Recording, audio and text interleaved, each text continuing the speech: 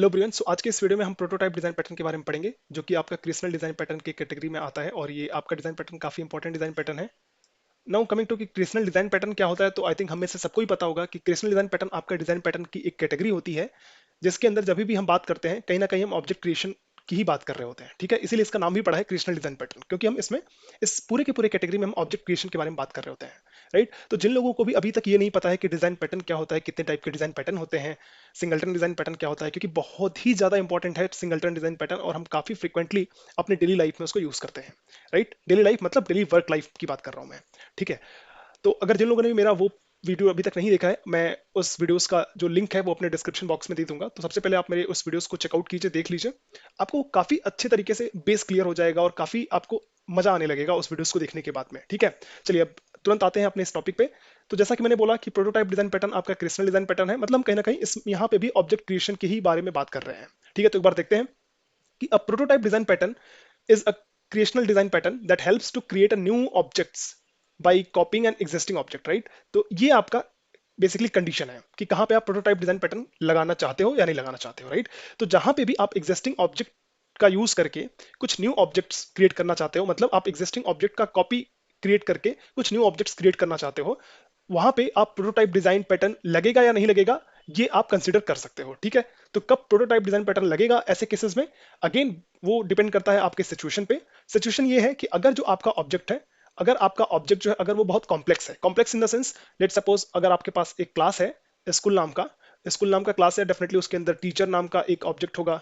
Similarly आपका student नाम का एक अनदर ऑब्जेक्ट होगा, जो कि खुद में एक क्लास होगा। राइट, मतलब बहुत सारी इंफॉर्मेशन होगी टीचर क्लास के अंदर, सिमिलरली स्टूडेंट क्लास के अंदर बहुत सारी इंफॉर्मेशन होगी, और उसके अलावा और भी बहुत सारी इंफॉर्मेशन होगी इस पूरे स्कूल क्लास के अंदर में। तो जब भी आप स्कूल क्लास का ऑब्जेक्ट बनाओगे, राइट, तो डेफिनेटली बहुत सारा क्या है, नेस्टेड लेवल पे आपने यहाँ पे बहुत कॉम्प्लेक्स आपका क्लास है। तो इस केसेस में जब भी आप एग्जिस्टिंग ऑब्जेक्ट का यूज करके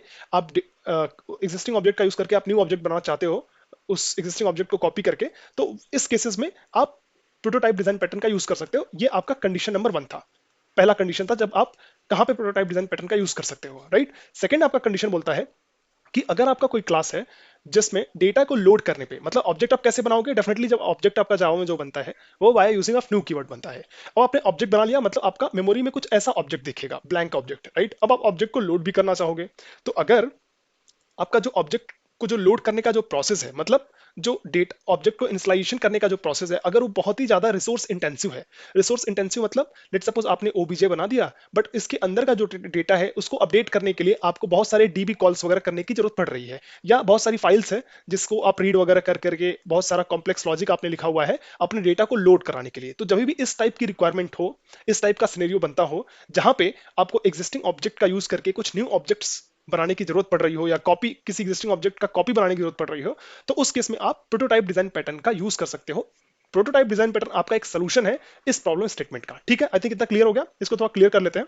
चलिए, जैसे नाम से ही समझ में आ रहा है, प्रोटोटाइप, प्रोटोटाइप का मतलब होता है सैंपल। जैसे फॉर एग्जांपल अगर आपने बहुत सारा सुना भी होगा कि लेट सपोज अगर कोई कार की कंपनी है, तो वो सबसे पहले अगर कोई भी नया कार अगर मार्केट में लॉन्च करना चाहती है, वो क्या करती है, सबसे पहले एक सैंपल बनाती है। राइट, सैंपल को में सारा कुछ बनाती है कि स्टेयरिंग कितना होगा, कितने सीट्स होंगे वगैरह वगैरह, सब कुछ सिंपल, एक सिंपल ऑब्जेक्ट बनाती है, या बोल सकते हैं एक सिंपल कार बनाती है। अगर वो सिंपल कार सब कुछ सही रहा, देन उसका क्या करती है, वो बहुत सारा कॉपी करती है उस सिंपल कार का, और उसको मार्केट में सेल करना स्टार्ट कर देती है। राइट, तो ये प्रोसेस होता है आपका। तो ये जो आपका सिंपल कार हुआ, right, that is called prototype. Right, ये आपका एक प्रोटोटाइप कार है एक्चुअली, या बोले तो सिंपल कार है। राइट, तो सेम कॉन्सेप्ट का यूज हमने इस डिजाइन पैटर्न में भी किया हुआ है, जब हमें मल्टीपल ऑब्जेक्ट्स बनाने होते हैं via using of existing object, मतलब एग्जिस्टिंग ऑब्जेक्ट का अगर हमें कॉपी करना होता है, तो उस केस में भी हम प्रोटोटाइप डिजाइन पैटर्न का यूज करते हैं, जो कि आपका इसी वाले कॉन्सेप्ट के बेसिस पे बनाया गया है। ठीक है, इतना क्लियर हुआ। और इनफैक्ट यही नहीं, बहुत सारे, जैसे इनफैक्ट आप, अगर मैं बोलूं कि कितने लोग हैं जो रेज्यूमे खुद से बनाते हैं, तो आई डोंट थिंक कि लोग खुद से रेज्यूमे बनाते हैं। वो करते क्या है, अगर मैं आपसे पूछूं कि आप रेज्यूमे कैसे बनाते हो, तो क्या आप जाते हो एमएस वर्ल्ड पे और जो आपका रेज्यूमे होता है क्या वो स्क्रैच से बनाते हो? आई डोंट थिंक कि 1% भी लोग ऐसा करते होंगे। वो करते क्या, डायरेक्टली डायरेक्टली जाते हैं, कोई टेम्पलेट उनको मिलता है, टेम्पलेट बोले तो कोई सैंपल मिलता है, जहां पे लेट सपोज कोई शिवम नाम का बंदा है जिसका रेज्यूमे है, वो क्या करते हैं, उस टेम्पलेट को डाउनलोड करते हैं, मतलब बोले तो एक कॉपी क्रिएट करते हैं। वो जो कॉपी उन्होंने डाउनलोड करके क्रिएट किया है, उसमें उसका नाम हटाते हैं, अपना नाम डालते हैं, और अपने नाम का रेज्यूमे नाम का एक फाइल सेव कर लेते हैं। दैट इज कॉल्ड कि ये इनका रेज्यूमे बन गया। राइट, तो कहने का मतलब उन्होंने क्या किया, उन्होंने इस स्क्रैच से ऑब्जेक्ट नहीं बनाया, उन्होंने स्क्रैच से अपना रेज्यूमे नहीं बनाया, उन्होंने क्या किया, एक टेम्पलेट या एक सैंपल, या बोले तो एक प्रोटोटाइप जो आपका एक प्रोटोटाइप जो आपका रेज्यूमे था उसी का उन्होंने कॉपी क्रिएट कर लिया, राइट। तो सेम चीज हम यहाँ पे भी बात कर रहे हैं। लेट सपोज अगर आपका मास्टर रेज्यूमे या मास्टर टेम्पलेट रेज्यूमे नाम का एक क्लास है जिसके अंदर अभी हम बहुत ही बेसिक इन्फॉर्मेशन लेते हैं, लेट सपोज नेम है, ईयर ऑफ एक्सपीरियंस है, स्किल्स है, राइट, इतनी तीन इन्फॉर्मेशन रखते हैं। और इस डेटा को लोड करने के लिए लेट सपोज आपका काफी हैवी रिसोर्सेज यूज हो रहा है। अब मैं बोल रहा हूँ हैवी रिसोर्सेज यूज हो रहा है, लेट सपोज मान के चलिए आपका एमएस वर्ल्ड है।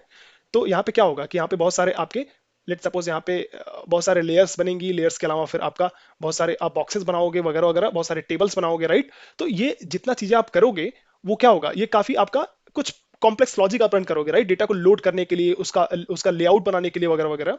तो ये लेट सपोज ये आपका जो स्टार्टिंग में पहली बार जो आप डेटा लोड कर रहे हो उसके लिए आपने जितना लेआउट वगैरह बनाया है, लेट सपोज वो बहुत ही हैवी टास्क है, बहुत ही रिसोर्स इंटेंसिव इंस्टॉलेशन प्रोसेस है वो। तो उस केस में आप क्या कर सकते हो, अगर आपको उसका कॉपी बनाना है तो आप इंस्टीड ऑफ कि आप फ्रेश से फिर से आप ऑब्जेक्ट क्रिएट करो या रेज्यूमे क्रिएट करो, बेटर है कि आप एग्जिस्टिंग वाले ऑब्जेक्ट का ही कॉपी बना लो, राइट। तो सेम हम यहाँ पे काम करेंगे।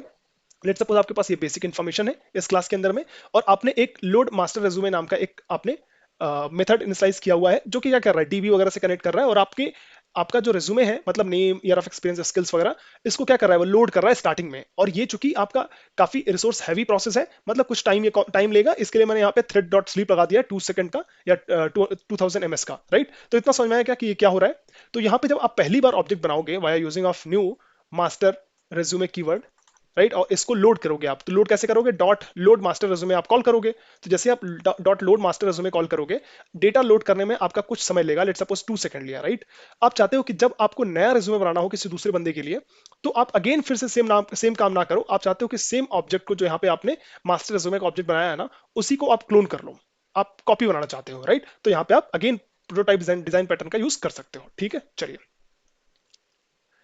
तो दो प्रॉब्लम स्टेटमेंट है जहां पे आप प्रोटोटाइप डिजाइन पैटर्न का यूज करोगे, कौन कौन सा, कॉल डीबी और have resource intensive process to create object, एक तो ये प्लेस हो गया। सेकंड, अगर आपका ऑब्जेक्ट बहुत ही कॉम्प्लेक्स है, so to solve this we can go with prototype design pattern which says instead of creating new object from scratch try to clone या कॉपी एनी प्रोटोटाइप ऑब्जेक्ट।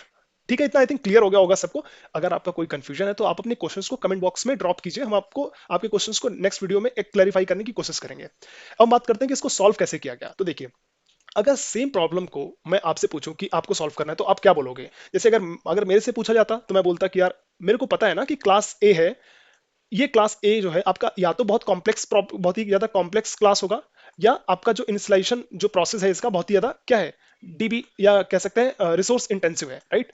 तो अगर इन दोनों में से किसी एक कैटेगरी में ये क्लास ए फॉल करता है, इसका मतलब कि मुझे इस क्लास ए को क्या बनाना पड़ेगा, कुछ ऐसा मेथड इसमें एक्सपोज करना पड़ेगा ताकि क्लाइंट चाहे तो उस मेथड को कॉल करे और उसको उसमें वो अपना ऑब्जेक्ट पास करे और मैं उस ऑब्जेक्ट का कॉपी क्रिएट करके क्लाइंट को दे दूं, राइट। तो जैसे फॉर एग्जांपल अगर मुझे करना होगा तो इन जो क्लास ए है जब उसका हम डिफिनेशन लिख रहे होंगे उसी टाइम पे मैं क्या करूंगा, हो सकता है मेरे दिमाग में आया तो मैंने क्लोन नाम का एक मेथड क्या कर दिया, एक्सपोज कर दिया, और इस क्लोन नाम के मेथड के अंदर मैंने एक ऑब्जेक्ट ले लिया, इस ऑब्जेक्ट का मैं कॉपी बनाऊंगा और उस कॉपी वाले ऑब्जेक्ट को मैं रिटर्न कर दूंगा क्लाइंट को।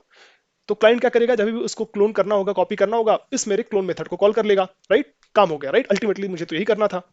बट अगर मैं बात करूं कि ठीक है मैंने तो क्लोन नाम का मेथड डिफाइन किया, सिमिलरली हो सकता है मेरी जगह पे अगर कोई और बंदा अगर इस सेम पीस ऑफ कोड लिखता तो वो क्लोन ना लिख करके हो सकता है कॉपी लिखता, मेथड के अंदर अगेन वो सेम काम करता, बट हो सकता है वो कॉपी मेथड यहाँ पे मेथड का नेम चेंज कर देता, या हो सकता है कोई तीसरा बंदा आता वो और ज्यादा दिमागदार होता, मे बी वो क्या करता, वो डुप्लीकेट मेथड करके एक एक मेथड नेम लिख देता। ठीक है, तो कहने का मतलब जितने नंबर ऑफ कैंडिडेट्स होंगे, जितने नंबर ऑफ डेवलपर्स होंगे, वो उतने नंबर ऑफ नेम्स देंगे, राइट। तो कहीं ना कहीं क्लाइंट कंफ्यूज होगा कि भाई मुझे कौन सा मेथड कॉल करना है ऑब्जेक्ट को कॉपी करने के लिए या ऑब्जेक्ट का क्लोन क्रिएट करने के लिए, राइट। तो इस प्रॉब्लम को सॉल्व करने के लिए कि भाई ऐसा ना हो कि क्लाइंट हमारा कंफ्यूज हो कि कब हमें क्लोन करना है, कब हमें कॉपी कॉल करना है, तो उसके लिए जावा वालों ने एक इंटरफेस, क्लोनेबल इंटरफेस को इंट्रोड्यूस किया। उन्होंने बोला कि जब भी आपको अपने क्लास को क्लोनेबल बनाना है, मतलब आप चाहते हो कि अपने क्लास का अपने क्लास के अंदर में आप जो भी ऑब्जेक्ट्स है उसका कॉपी क्रिएट करना चाहते हो, तो आप अपने क्लास को क्लोनेबल इंटरफेस से क्या कर दो, इंप्लीमेंट कर दो। कहने का मतलब क्लोनेबल इंटरफेस के अंदर में उन्होंने एक क्लोन मेथड को क्या किया हुआ है, डिफाइन किया हुआ है। तो जो भी क्लास इस क्लोनेबल इंटरफेस को इंप्लीमेंट करेगा वो अपने इस क्लोन मेथड को ओवरराइड करके जो भी अपना लॉजिक रन कराना चाहे वो करा सकता है। ठीक है, तो ये सेकंड सोल्यूशन आपका हुआ। तो देखो आप कैसे करते हो इसके बारे में थोड़ा देख लेते हैं। तो जैसे for example same piece of code लेते हैं, आपका मास्टर रेज्यूमे नाम का एक क्लास था, ये क्या किया, क्लोनेबल इंटरफेस को इंप्लीमेंट किया। जैसे ही क्लोनेबल इंटरफेस को इंप्लीमेंट करेगा, आपको क्लोनेबल इंटरफेस की तरफ से एक एक आपको मेथड मिलेगा क्लोन मेथड, जिसको आप चाहो तो ओवरराइड कर सकते हो, राइट। हमने यहाँ पे क्या कर दिया, इस इसमें आप क्या करोगे, डायरेक्टली सुपर डॉट क्लोन, मतलब जो भी ऑब्जेक्ट इस मेथड को कॉल करेगा उसी ऑब्जेक्ट का क्लोन मतलब कॉपी क्रिएट करके हम ऑब्जेक्ट रिटर्न कर देंगे, राइट। तो ये मेरा मेथड ये कर रहा है। इसमें हमने कुछ नहीं लिखा, हमने क्या किया, जो भी आपका क्लोनेबल इंटरफेस था ना, उसी क्लोनेबल इंटरफेस का ही क्लोन फंक्शनलिटी हमने कॉल कर ली है। तो देखो होगा क्या कि जैसे फॉर एग्जांपल जब भी आप मास्टर रेज्यूमे नाम का एक ऑब्जेक्ट क्रिएट करोगे, कैसे क्रिएट करोगे, master resume M equal to new master resume, ऐसे आपने ऑब्जेक्ट क्रिएट कर लिया। जैसे आपने ऑब्जेक्ट ऐसे क्रिएट किया होगा क्या, मेमोरी के अंदर में एक बॉक्स बन जाएगा। अब यहाँ पे नेम जो होगा वहां पे कुछ इनिशियलाइज नहीं होगा, सिमिलरली ईयर ऑफ एक्सपीरियंस में कुछ नहीं इनिशियलाइज होगा, और स्किल्स में भी आपका नल इनिशियलाइज होगा, कुछ नहीं, मतलब कुछ आपका डेटा नहीं होगा, राइट। आप चाहते हो डेटा को लोड करना, तो आप क्या करोगे, एम डॉट लोड, ये मेथड जैसे ही आप कॉल करोगे, ये डेफिनेटली क्या कर रहा है, कॉल डीबी और have resources intensive process to create object. तो ये बेसिकली डीबी वगैरह कॉल करेगा और कुछ बहुत सारा कॉम्प्लेक्स लॉजिक रन वगैरह करा के आपका जो डेटा है वो यहाँ पे लोड कर देगा आपके ऑब्जेक्ट में। ये आपका ऑब्जेक्ट क्या था, एम नाम का ऑब्जेक्ट था, राइट। तो ये आपने ऑलरेडी कर रखा है, ठीक है। बट ये जो आपका डेटा पहली बार इस एम नाम के ऑब्जेक्ट में लोड हुआ है, ये कुछ टाइम लिया है। कितना टाइम लिया है, इसके लिए मैंने थ्रेड को स्लीप कर दिया 2 सेकंड, राइट। बट एक्चुअल में ये थ्रेड स्लीप नहीं होगा उस टाइम पे, आप कुछ डीबी वगैरह कॉल कर रहे होगे, कुछ फाइल वगैरह रीड कर रहे होगे, उसमें वो टाइम ले रहा होगा, ठीक है। मैंने आपको दिखाने के लिए यहाँ पे थ्रेड डॉट स्लीप लिख दिया 2 सेकंड, ठीक है। तो कहने का मतलब ये जो आपका मेथड है वो थोड़ा सा क्या है, आपका इफिशियंट नहीं है, मतलब काफी जो है काफी आपका ये एक्सपेंसिव एक्सपेंसिव मेथड है, ठीक है। चलिए, अगर आपको एक और ऑब्जेक्ट क्रिएट करना है मास्टर रिज्यूमे का ही, तो आप क्या करोगे, आपके पास दो ऑप्शन है, या तो आप सेम जैसे आपने एक नया ऑब्जेक्ट क्रिएट किया था वैसे आप क्रिएट करो, या आप क्या कर सकते हो, डायरेक्टली ये जो आपका एम ऑब्जेक्ट है ना, एम डॉट क्लोन कर सकते हो। तो जैसे ही आप एम डॉट क्लोन करोगे, आपको क्या मिलेगा, आपको इसी ये जो क्लोनेबल इंटरफेस है वो क्या करेगा, इस एम मेथड का एक कॉपी क्रिएट करेगा, एक कॉपी क्रिएट करेगा और वो आपको रिटर्न कर देगा, राइट। और जो भी आपको रिटर्न करेगा वो आप M R cloned M C M लिख देता हूँ, right, cloned master resume for example, इस रेफरेंस वेरिएबल में आप इसका ऑब्जेक्ट वो कर लोगे, रेफरेंस वेरिएबल स्टोर कर लोगे, और सीएम को आप चाहो तो प्रिंट वगैरह करा सकते हो, या जो भी करना हो इस पे, राइट, कर सकते हो। तो ये जो सीएम है आपका वो काइंड ऑफ इसी का क्लोन्ड है, कॉपी है, राइट। चलिए ठीक है, अब इसमें इसको अगर मैं रन करा के दिखाऊंगा आपको, तो इसमें ये जो आपका सुपर डॉट क्लोन मेथड हम लोग यूज कर रहे हैं उसमें एक प्रॉब्लम है। प्रॉब्लम ये है कि ये आपका जो बाय डिफॉल्ट क्या करता है, ये आपका सेलो कॉपी करता है। अब सेलो कॉपी क्या होता है, डीप कॉपी क्या होता है, इसको एक बार समझते हैं। तो देखिए, जैसे फॉर एग्जांपल लेट सपोज मान लेते हैं आपके पास एक ऑब्जेक्ट है स्टूडेंट नाम का, या लेट सपोज स्टूडेंट में नहीं, आपके पास एक स्कूल नाम का एक ऑब्जेक्ट है, राइट। अब स्कूल नाम के ऑब्जेक्ट में हो सकता है स्कूल का नेम होगा कुछ जो कि स्ट्रिंग टाइप का होगा। सिमिलरली आपका एक स्टूडेंट स्टूडेंट नाम का एक ऑब्जेक्ट होगा। सिमिलरली टीचर नाम का एक ऑब्जेक्ट होगा, राइट। तो जब आप सेलो कॉपी करते हो, मतलब आपने क्या कर दिया, एक ऑब्जेक्ट क्रिएट कर दिया है, इसमें नेम जो होगा, लेट सपोज यहाँ पे था राम, राइट। तो यहाँ पे भी नेम आपने राम क्रिएट कर दिया, बट यहाँ पे ओबीजे में लेट सपोज 100 था स्टोर। 100 क्या है आपका, जो कि ओबीजे रेफरेंस वेरिएबल है, मतलब स्टूडेंट नाम का एक ऑब्जेक्ट ऑलरेडी क्रिएट होगा मेमोरी के अंदर में, जिसका एड्रेस आपका 100 होगा। तो ये आपका 100 यहाँ पे स्टोर हो जाएगा ओबीजे में, मतलब ओबीजे आपको इस वाले रिसोर्स को, इस वाले मेमोरी लोकेशन को पॉइंट करने लगेगा। अब इसमें आपका स्टूडेंट नेम होगा, लेट सपोज सीता है, वगैरह वगैरह वगैरह कुछ डिटेल्स होंगे। सिमिलरली आपका ये स्कूल के अंदर में कुछ टीचर्स होंगे, टीचर्स लेट सपोज ओबीजे के अंदर में 200 पड़ा हुआ है, राइट। तो ये टीचर का नेम वगैरह वगैरह कुछ इन्फॉर्मेशन होगी, राइट। जैसे ही आपने कॉपी किया why using of super dot clone, होगा क्या, नेम के अंदर में, इस स्कूल के नेम के अंदर में तो लेट सपोज राम नाम, राम जो है आपका आ गया, बट जो आपका यहाँ पे जो स्टूडेंट ओबीजे बनेगा, यहाँ पे भी आपका 100 जाएगा। 100 जाएगा मतलब ये अलग से एक नया कॉपी नहीं बना है इस वाले ऑब्जेक्ट का, ये इसी वाले ऑब्जेक्ट को पॉइंट कर रहा है, राइट।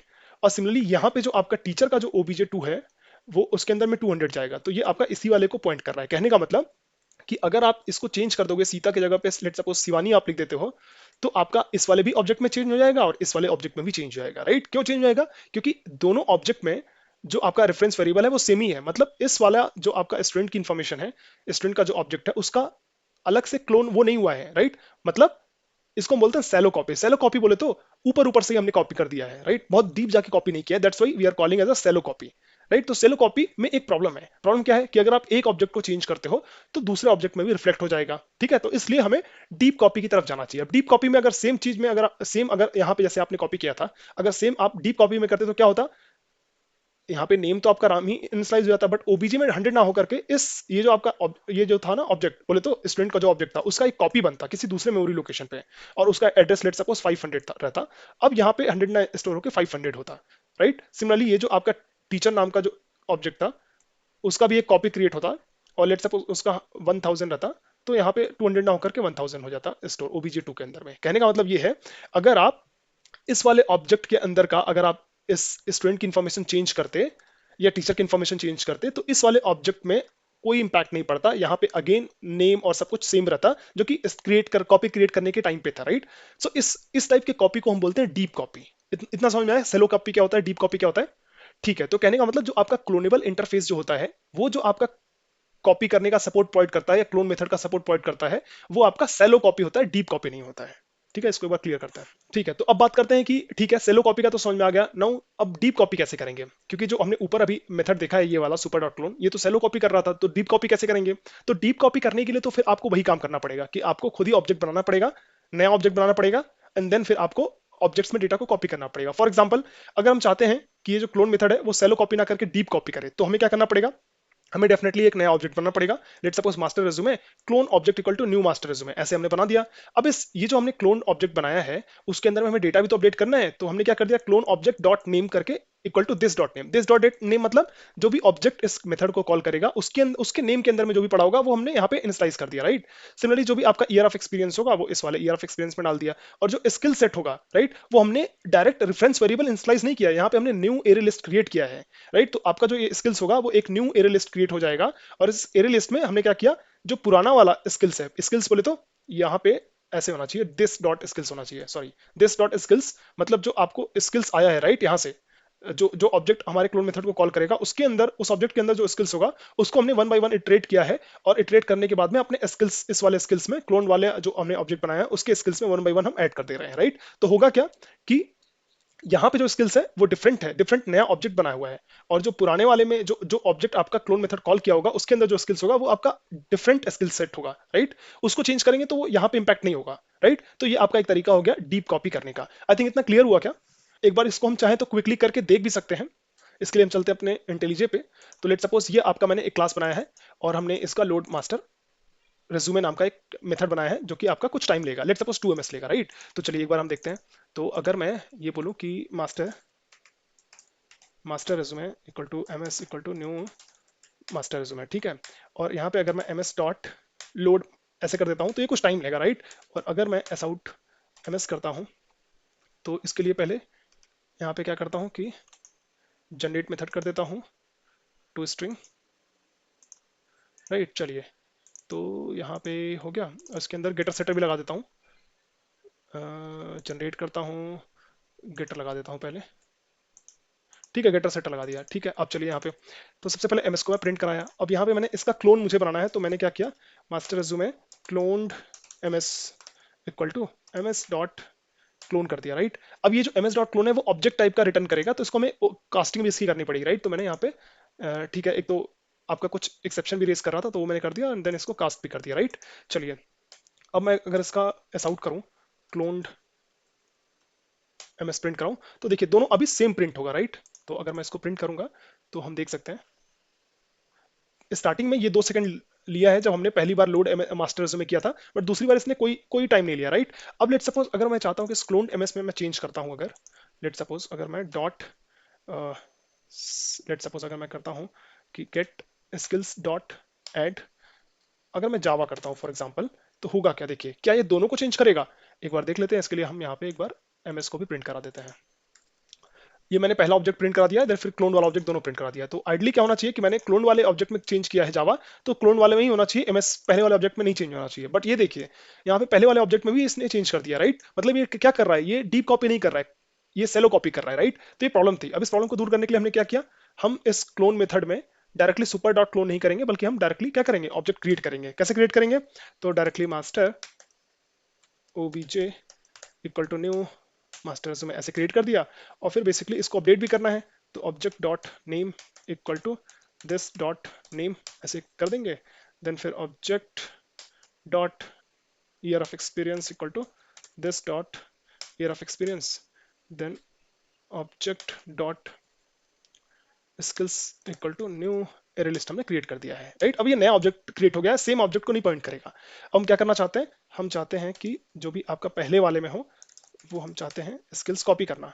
तो हमने दिस डॉट स्किल्स किया, और यहाँ पे हमने obj dot skills dot add कर रहा हूँ मैं हर एक स्किल्स को, राइट। तो ये one by one skills add कर दूंगा और लास्ट में यही मैं ऑब्जेक्ट रिटर्न कर दूंगा जो मैंने नया ऑब्जेक्ट क्रिएट किया, राइट। तो ये अब मैंने क्या कर दिया, डीप कॉपी किया है, ये सेलो कॉपी नहीं हुआ है। तो अब मैं अगर रन कराऊंगा तो अब मैं हम लोग देख सकते हैं कि पहले वाले ऑब्जेक्ट में चेंज नहीं होगा, दूसरे वाले ऑब्जेक्ट में ही केवल चेंज होगा, क्लोन वाले में। सी, दूसरे वाले ऑब्जेक्ट में केवल चेंज हुआ है, पहले वाले में चेंज नहीं हुआ है। क्यों? क्योंकि अब मैंने डीप कॉपी की है, सेलो कॉपी नहीं की है, ठीक है। अगर आपका कोई कंफ्यूजन हो तो आप अपने क्वेश्चंस को पूछिए, और अगर आपको लगता है कि ये मेरा वीडियो आपके लिए हेल्पफुल है तो आप मेरे चैनल को सब्सक्राइब कर लीजिए, मेरे वीडियोस को भी लाइक कीजिए, और हो सके तो मेरे वीडियोस को अपने फ्रेंड्स के साथ में शेयर कीजिए, ताकि जितने भी लोग इस टाइप की वीडियोस पसंद करते हैं उनको उन तक हमारा ये वीडियो पहुंच पाए, और हमें भी मोटिवेशन मिले और हम इस टाइप के और भी अच्छे अच्छे वीडियोस आपके लिए लेके आते रहें।